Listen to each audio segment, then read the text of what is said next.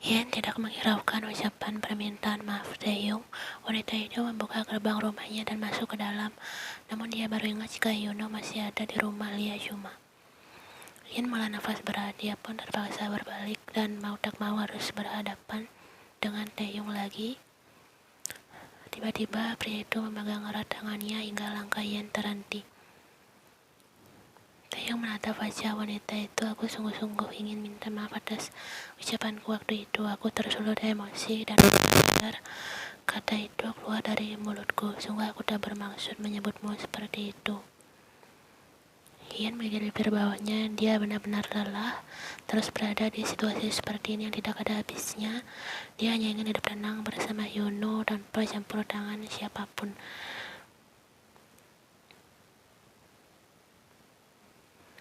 Jika aku memaafkanmu, apakah kau akan berhenti mengganggu hidupku? Taeyong terdiam sejenak. Pria itu menunduk dalam. Tolong tetap biarkan aku bertemu dengan putraku.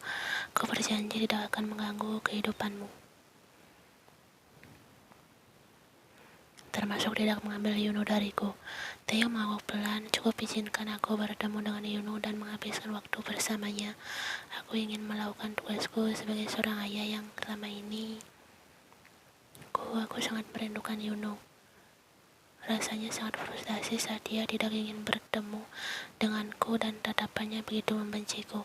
Aku tidak tahan dengan semua itu, jadi memohon maafkan aku dan katakan pada Yuno aku sangat menyesal.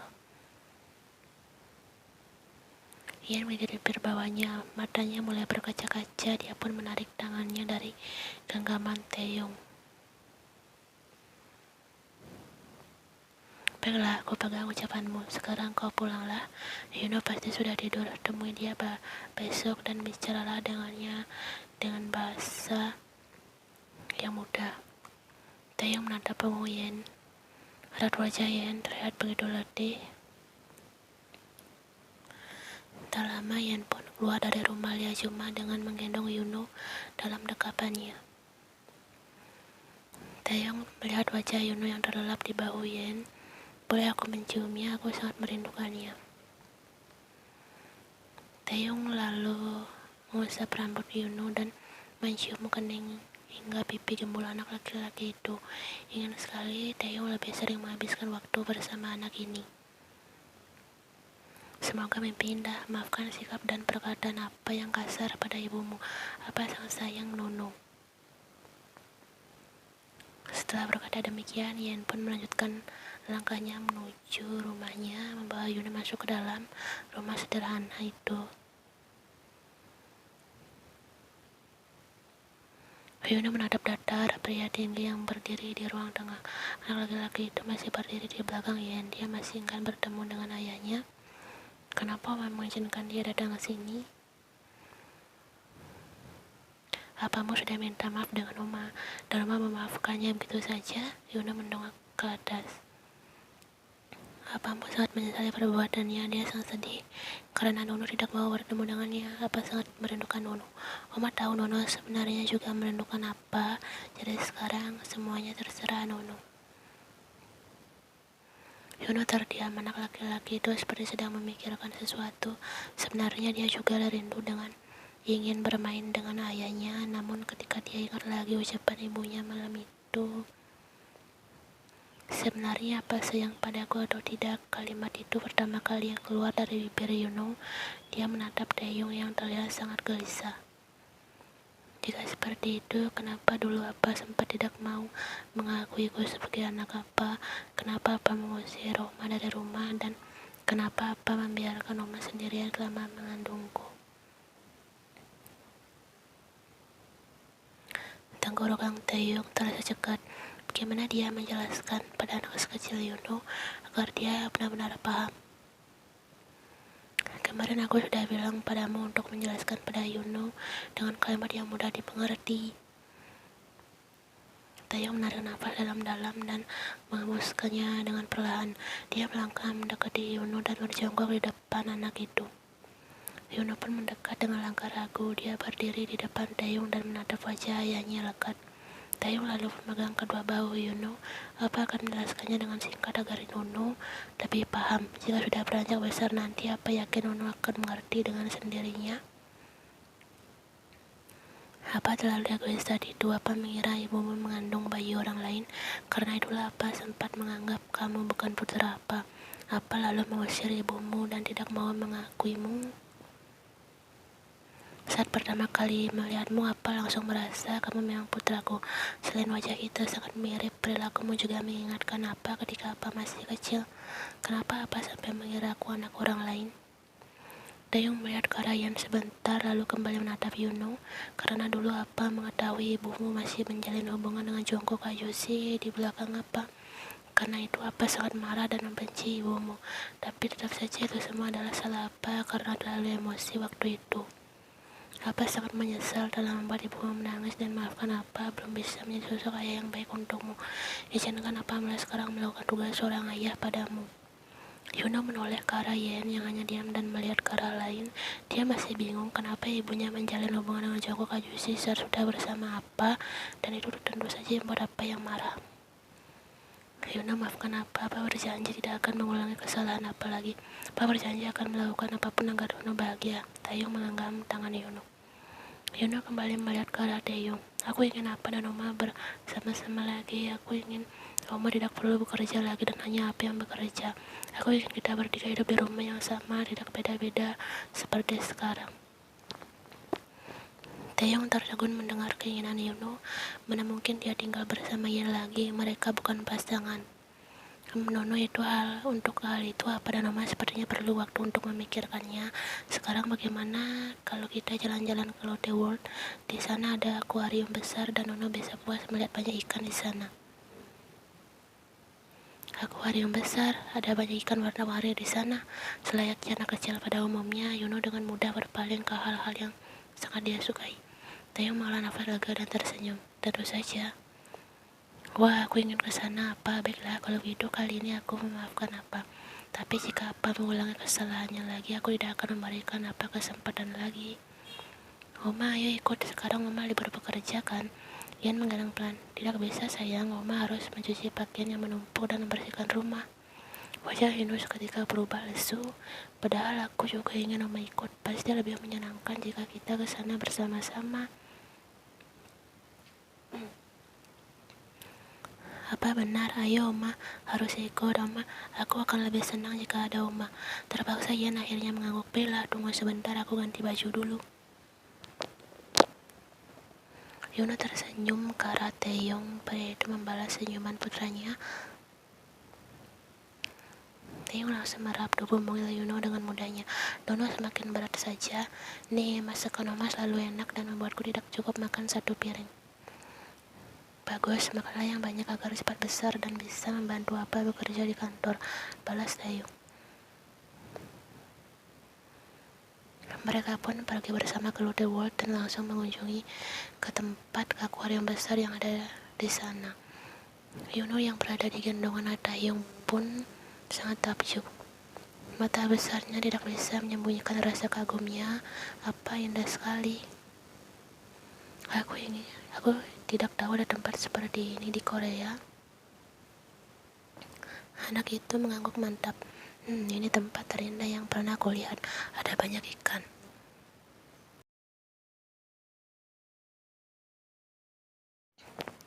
Itu namanya ikan pari. Lihat mulutnya di bawah bergerak sangat lucu, ucap Taeyong. Yuno lalu melihat ke sisi lain area yang berbentuk terowongan memanjang itu dan dikelilingi oleh air yang berisik. Omo, apa ada lumba-lumba juga? Seru Yuno sangat bersemangat. Taeyong pun mendekat pembatas kaca itu agar Yuno bisa melihat dengan jelas. Mau berfoto bersama lumba-lumba? Tanya Taeyong. Mau. Yuno lalu melihat ke arah Yen yang berdiri sedikit menjaga jarak dari mereka berdua. Wanita itu juga sedang melihat ikan warna-warni di hadapannya. Ayo berfoto bersama lumba-lumba, ucap Yuno ketika ibunya sudah melihat ke arahnya. Wanita itu dengan ragu mendekat ke arah mereka. Taeyong menatap wajah yang lekal. Jujur saja wanita ini masih cantik seperti dulu. Biar aku saja yang mengambil foto kalian. Tapi Yuno ingin kita bertiga berfoto bersama. Ayo Oma, nanti lumba-lumbanya pergi jika terlalu lama, ucap Yuno menarik baju Ian agar lebih dekat dengannya dan otomatis juga dekat dengan Taeyong. Taeyong memanggil seorang untuk meminta tolong padanya untuk mengambil foto mereka bertiga.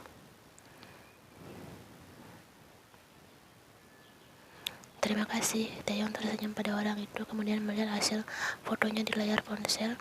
Foto yang bagus, pandangannya langsung tertuju pada Yen. Apa aku ingin lihat, seru Yuno juga ikut melihat fotonya. Anak itu lantas menoleh ke arah ibunya. Oma, kenapa tidak tersenyum? Benarkah Oma rasa tadi sudah tersenyum? Jawab Yen pura-pura tidak tahu. Kencana, Oma tetap cantik. Yuno tersenyum manis. Mereka pun kembali melanjutkan menyusuri terowongan akuarium itu. Sekali mereka berhenti, Yuno tertarik ingin melihat ikan yang dia disukai. Taeyong melirik ke arah Yen yang juga sedang menonton ikan kecil menari-nari di depannya. Raut wajahnya sangat lembut ditambah dengan tatapan matanya yang sendu membuktikan bahwa dia lelah berjuang sendirian selama ini. Bahkan ketika dia sudah meminta maaf, itu semua masih belum cukup untuk membalas semua kesalahan yang dia perbuat. Apa itu ikan hiu ya? Suara Yuno memecah lamunannya. Nih, itu namanya hiu putih, jenis hiu yang sangat berbahaya. Genja, dia hanya berenang sendirian di sana, tidak ada ikan-ikan yang lainnya. Apakah dia tidak ada yang mau dekat dengannya karena dia berbahaya? Taeyong mengangguk, nih, mereka takut dimakan karena hiu putih termasuk predator yang berada di puncak rantai makanan yang memakan berbagai ikan di laut. Predator itu adalah hewan yang suka memakan hewan lain. Tidak juga, mereka hanya makan apa yang menjadi makanan mereka untuk bertahan hidup. Sama seperti Yuno yang suka makan ikan goreng. Apakah Yuno adalah predator jahat juga? Hania, aku bukan predator jahat apa? Protes Yuno. Taeyong terakhir geli melihat ekspresi lucu Yuno saat kesal. Yuno tersenyum tipis dan mengangguk. Betul, apa sekarang aku lapar? Baiklah, predator Yuno mau makan apa hari ini? Wah, jangan panggil aku seperti itu, berangkat anak laki-laki itu memukul pelan bahu ayahnya. Yen yang melihat adegan antara anak-anak ayah itu merasa ikut senang setelah mendengar suara tawa Yuno. Anak itu terlihat sangat bahagia diajak jalan-jalan oleh ayahnya. Taeyong duduk di ruang kerjanya sembari menatap layar ponselnya, lebih tepatnya melihat foto yang dia ambil di Lotte World tadi bersama Yen dan Yuno. Ibu jari Taeyong mengusap wajah Yen di foto itu. Tatapan matanya terlihat kosong, tidak ada kebahagiaan sama sekali. Tentu Taeyong tahu wanita itu masih terluka dan luka itu sulit disembuhkan. Taeyong lalu meletakkan ponselnya di meja. Pria itu berdiri dan melangkah keluar untuk membersihkan tubuhnya yang terasa lengket setelah seharian mengajak Opa Yunjin datang ke rumah Taeyong. Wanita itu di sini sudah seperti rumahnya sendiri, dengan santai langsung masuk ke dalam tanpa meminta izin. Langkah wanita itu terhenti di depan ruang kerja Taeyong karena melihat pintu ruangan itu terbuka. Yunjin mengira kasihnya berada di dalam. Opa, panggil Yunjin lagi melihat ke segala arah. Ruangan itu lumayan luas, lengkap dengan lemari-lemari besar yang berisi banyak buku.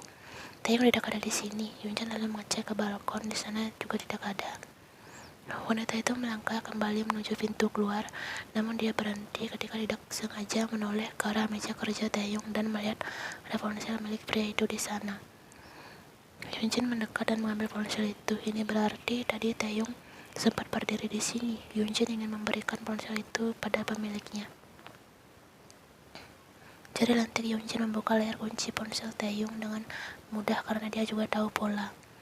Baru saja berhasil membuka pola, tiba-tiba sebuah foto terpampang jelas di layarnya, foto yang membuat dada Yunjin terasa terbakar. Jadi wanita ini yang bernama Yen itu dan anak laki-laki itu, mereka pergi jalan-jalan dan berfoto bersama. Tanpa sadar Yunjin langsung membanting ponsel Taeyong ke lantai dengan keras hingga hancur berkeping-keping. Mata Yunjin memanas, bersiap mengeluarkan air matanya. Benar kan dugaannya, Taeyong masih menemui pria itu dan Taeyong baru selesai mandi dengan rambut masih basah dan handuk yang masih melingkar di lehernya. Pria itu sedikit kaget melihat seorang gadis sudah berada di ruang kerjanya. Yunjin, kapan kau datang? Tanya Taeyong dengan nada santai, hingga matanya melebar sempurna. Taeyong langsung menghampiri Yunjin. Ya, apa yang kau lakukan? Serunya lalu berjongkok memungut kepingan ponselnya. Isakan Yunjin terdengar. Harusnya aku yang bertanya padamu. Apa yang kau lakukan, Kim Taeyong? Kau menemui Yen dan pergi jalan-jalan bersama. Taeyong bergetar menatap ponselnya yang sudah rusak. Padahal ini adalah salah satu benda paling berguna dan penting dalam hidupnya. Jelas saja di sana ada banyak kontak rekan bisnisnya. Apa Yunjin sengaja menghancurkan ponselnya karena gadis itu melihat fotonya bersama Yan dan Yunung? Taeyong padari dan langsung mencengkeram kuat lengan Yunjin, kemudian menarik paksa gadis itu menuju pintu keluar. Taeyong sedang berusaha menahan emosinya agar tidak berbuat kasar. Sakit, lepaskan opa, seru Yunjin merasa ngilu dengan cengkeraman tangan kekar Taeyong. Taeyong menyeret paksa Yunjin menuju pintu keluar dan hal itu dilihat oleh beberapa pelayan yang kebetulan sedang bersih-bersih di lantai 1. Kau menyakitiku, teriak Yunjin memukul-mukul lengan Taeyong. Saya sudah sampai di pintu rumahnya. Taeyong langsung mendorong Yunjin keluar. Pria itu menatap Yunjin tajam menusuk. Sebaiknya kau pergi sebelum aku berbuat kasar padamu. Kau seperti ini karena menemui itu kan? Aku menemui putraku, aku mengajaknya jalan-jalan dan dia juga ingin ibunya ikut. Jadi kami akhirnya pergi bertiga agar putraku senang. Putraku juga ingin berfoto. Dan apa maksudnya tiba-tiba melampiaskan kekesalanmu pada ponselku? Di mana ada beberapa file penting dan semua kontak rekan bisnisku. Kau merusak benda terpentingku dengan mudahnya hanya karena sebuah foto. Apa kau sudah gila? Iya, aku sudah gila. Aku gila karena perilaku pria sepertimu. Bagaimana bisa aku tidak menemuinya? Putraku ada bersamanya, otomatis aku juga harus bertemu dengannya. Belum lagi jika putraku ingin ibunya ikut saat aku mengajaknya pergi. Kau bisa bilang pada anakmu agar kalian pergi berdua saja. Kau juga bisa bilang pada wanita itu agar menolak ajakan anaknya. Kenapa kau tidak berpikir sampai ke sana? Terserah kau menyebutku apa, tapi jika ponselku tidak bisa diperbaiki dan semua file penting di dalamnya hilang, kau akan segera menerima akibatnya. Kau lebih memikirkan ponselmu daripada perasaanku. Dia mengepal tangannya. Pergilah sekarang, aku tidak ingin melihatmu. Desis langsung menutup pintu dan menguncinya dari dalam. Ya, Kim Taeyong, teriak Yunjin memukul di pintu rumah Taeyong. Yunjin mengejar rambutnya kasar. Dia terlihat sangat frustasi. Aku akan membuat perhitungan denganmu. Kau akan menerima akibatnya karena telah mengganggu hubunganku dengan Taeyong. Pagi-pagi sekali yang tiba di tempat kerja, wanita itu langsung membuka loker yang bertuliskan namanya untuk meletakkan tas berisi bekal yang dia bawa. Saat lokernya sudah terbuka, ada benda asing yang berada di sana membuatkan Yan sedikit mengkerut. Apa ini? Gumannya lalu mengambil benda tersebut. Ternyata sikat bunga mawar merah yang terlihat masih segar. Sepertinya baru saja ditaruh di dalam sini. Tapi siapa yang bisa membuka lokernya? Padahal kunci lokernya selalu Yan taruh di dalam dompet. Yan kemudian mencium aromanya sangat wangi. Dia memang menyukai bunga mawar, khususnya yang berwarna merah. Wah, apa kau ini baru saja mendapat sebuah bunga mawar? Dari siapa? Ayun tiba-tiba muncul. Yan langsung mengusap-ngusap dadanya. Ayun, kau mengagetkanku. Ayun tersenyum lebar. Beritahu aku siapa pria itu, Oni. Yan terdiam-diam merasa sebaiknya tidak memberitahu Ayun jika bunga ini tiba-tiba ada di lokernya. Takutnya gadis ini curiga dan berpikir yang tidak-tidak karena sebuah nama tiba-tiba terlintas di benak Yan.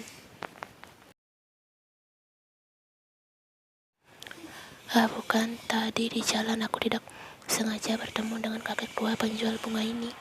Aku kasihan padanya. Seperti ini ternyata indah Oni. Kelopak mawarnya besar-besar dan terlihat masih sangat segar.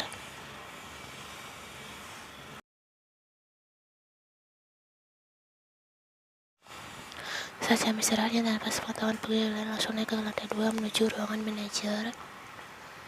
Setelah mengetuk pintu dan mendapat izin masuk dengan cepat, dia pun memasuki ruangan luas itu. Saya mohon jangan melakukan hal seperti ini lagi, Tuan, ucap ia dan menatap punggung Henry yang sedang membelakanginya. Pria tinggi itu berbalik dan tersenyum tipis. Bunga di loker itu, saya yakin Anda yang menaruhnya karena tidak ada orang lain selain Anda yang bisa membuka loker pegawai. Senyuman Henry semakin lebar. Apa salahnya memberikan bunga pada orang yang kusukai? Jawabnya santai. Ian menghela nafas panjang. Tuan, kumohon berhentilah sebelum pegawai lain curiga. Saya sudah tidak tertarik menjalin hubungan dengan pria manapun. Mohon mengertilah dengan kondisi saya. Saya hanya akan fokus mengurus anak saya, Tuan. Ian, siapakah mantan kekasihmu membuatmu trauma hingga seperti ini? Apakah kau telah menyamakanku dengan mantanmu yang tidak bertanggung jawab itu? Henry mulai terlihat lebih serius. Maaf Tuan, maksud saya bukan seperti itu. Saya tidak pernah menyamakan Anda dengan pria manapun, tapi ini memang sudah keputusan saya. Saya tidak ingin terikat dengan hubungan percintaan lagi. Saya berharap Anda paham maksud saya, Tuan. Berhentilah, saya sudah bersaudara. Setelah berbicara panjang lebar, Ian pun langsung beranjak pergi dari ruangan itu. Setidaknya dia sudah bicara baik-baik dengan bosnya itu. Henry menatap sayup bengong Yen yang menghilang di balik pintu. Dia sudah ditolak untuk kedua kalinya dan rasa nyeri yang terasa di dadanya tidak bisa diremehkan. Apakah seperti ini rasanya sakit hati? Dia pertama kalinya merasakan hal seperti ini. Yunjin melangkah dengan angkuh memasuki salah satu restoran elit yang berada di area Gangnam. Matanya melihat sekeliling mencari sosok wanita yang membuat hubungannya dengan Taeyong kacau. Gadis itu duduk di mejanya dan seorang pelayan menghampirinya sembari memberikan buku menu. Anda mau pesan apa, Nona? Yunjin menatap pelayan itu. Bukan wanita yang dicarinya. Saya pesan menu favorit restoran ini dan minumannya saya pesan jus jeruk saja. Baiklah, Nona, pesanan Anda akan segera kami antarkan. Pelayan itu tersenyum ramah lalu berbalik menuju ke sebuah ruangan. Pandangan Yunjin mengikuti kemana pelayan tadi pergi, di mana wanita bernama Yen itu. Kenapa dia tidak terlihat? Pikir Yunjin sembari melihat pelayan di sekitarnya. Apa wanita itu seorang chef yang hanya berada di dapur? Tidak mungkin. Setelah menunggu beberapa menit, akhirnya pesanan Yunjin datang, namun yang mengantarnya bukan wanita yang sedang dicarinya. Yunjin pun mulai kesal. Dia datang ke sini untuk bertemu dengan itu, atau mungkin dia libur hari ini. Jika benar begitu, percuma dia datang jauh-jauh ke sini. Yunjin menghela nafas panjang dan bersandar pada kursi. Gadis itu pun jadi tidak bernafsu, terpaksa makan pesanannya. Yunjin lalu mendengar lagi suara pelayan tepat di meja sebelahnya yang sedang membawakan makanan. Dia pun langsung menoleh untuk melihatnya dan detik itu juga tubuhnya seperti membeku. Yunjin mengikuti bibir bawahnya, tubuhnya mulai bergetar karena emosinya memuncak dengan cepat. Akhirnya dia bertemu dengan wanita ini. Dengan tangan yang masih bergetar menahan emosi, Yunjin mengambil jus jeruk pesanannya dan bangun dari kursinya. Wanita itu melangkah mendekati Yen dan sedang fokus meletakkan piring berisi makanan di meja pelanggan. Yunjin langsung menyiram wajah Yen dengan jus di tangannya, membuat semua orang yang berada di sekitar mereka terkejut. Yen menoleh dan melihat siapa orang yang melakukan ini padanya. Mata keduanya pun bertemu. Kening Yen mengkerut melihat gadis yang cukup familiar dengannya berada di dekatnya dengan tatapan. Nona, apa maksud Anda melakukan ini pada saya? Ucap Yen masih berusaha bersikap sopan, karena di sini juga ada pelanggan restoran lain. Hal seperti ini memang pantas untuk jalan menggoda sepertimu, teriak Yunjin hingga dapat didengar oleh semua pelanggan restoran.